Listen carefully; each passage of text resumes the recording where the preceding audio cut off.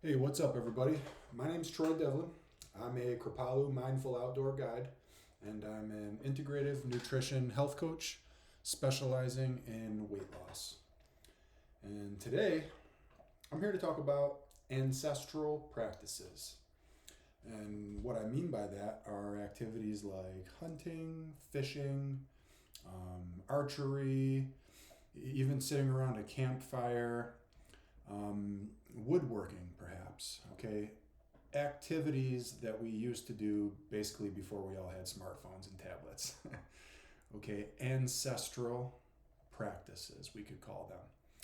And I'll tell you, there's a lot of benefits, and I thought we could talk about what some of them are.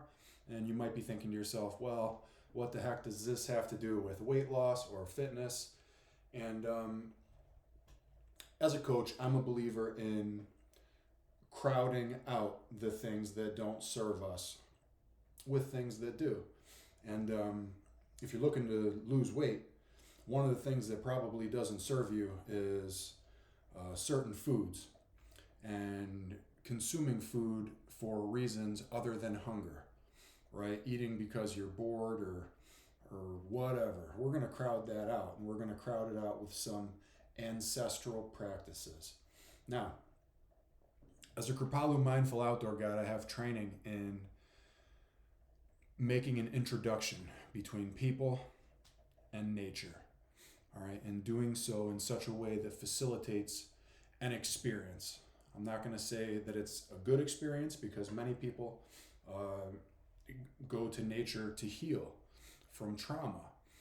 But if you have a lot of weight to lose, you got to heal from that, okay? And going to nature is a way to do that. Nature holds space in a way that no coach can, no therapist can, and healthy is the natural state. So aligning ourselves with that and with those rhythms and finding that vibration and attuning ourselves to that is one way that we can get healthy. All right, whether it be mentally healthy or physically healthy, which is kind of the aim of the channel here. All right, but set and setting is so important. Your environment makes a difference at the end of the day in your health and wellness. And so these ancestral practices get us out into nature, and they're like medicine. All right, so engaging in this stuff is a way that you can kind of self-medicate, and you could think of it as another way. It's almost like you're meditating. It's like a self-meditate as opposed to self-medicate, because well, some people feel like they can't meditate and they say it's not for them. I would never be able to quiet my mind, or oh, I can't sit still. But if you think about it, how many people are already hunting or fishing, and when they get done with those activities, when we ask them, because to me, I think about someone sitting up in a tree in a tree all day. It sounds terrible, right? It's like, what do you do that for? And you ask these guys, why do you go hunting? And most people say that it's actually not about catching the deer or catching the fish or whatever. It's about the time spent in nature, and it's about the ideas that come to them while they're out there. And it's about the way that they feel afterwards. People report feeling better. And so it's something to consider. Nature is the proper environment for healing to occur. We get into that flow state.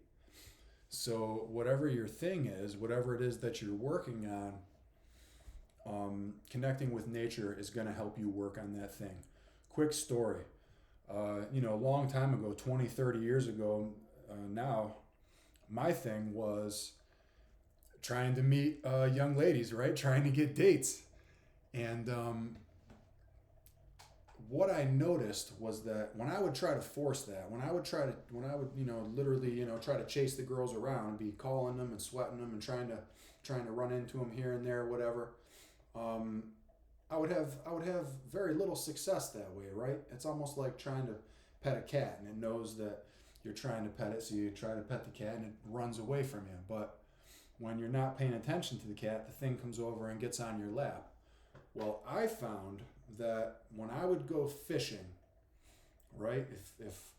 If I was trying to meet a young lady, I was trying to attract girls, I found that I would have more success at that when I just went fishing as opposed to when I actually actively went out and tried to chase after the girls. When I would go fishing, something would happen. And what I would call it now, 20, 30 years later, I would call that now getting into flow state. The art of not forcing. You can't force things, right? Especially important and complicated and intricate things, like in those days for me, relationships with women, right? You can't force that. You have to let that come to you. And the way that you do that is by getting in touch with the proper vibration or the flow state, that state where you're calm and confident and you're not attached to any sort of outcome or trying to force anything. And we call that flow state, and athletes know about that. It's where you perform your best as an athlete. It's where you perform your best as a human.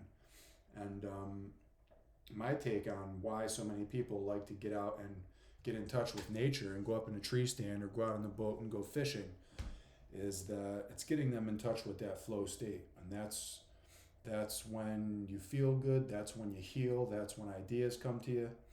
That's when that girl that you've been thinking about is gonna, send you the text message or whatever, and you don't have to force it.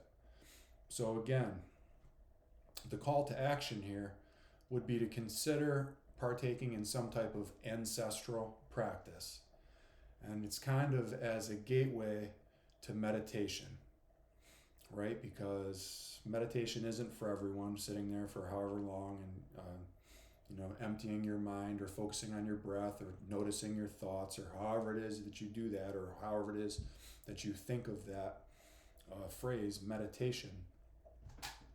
But consider ancestral practices as sort of an entry point for meditation, or consider ancestral practices just as an antidote to modern life. Because we were hunting and fishing and we were out there practicing archery. We've been sitting around a campfire for way longer in our evolutionary history than we have been looking at smartphones and tablets. And so I think ancestral practices and being mindful about participating in these activities, I think that it's good for our health and it's an antidote to modern living, which I feel the more you look into it, the more you'll find that being healthy is a revolutionary act. In other words, society is making you fat, sick, and unhappy. And when you decide to start doing what's right for you so that you can get well,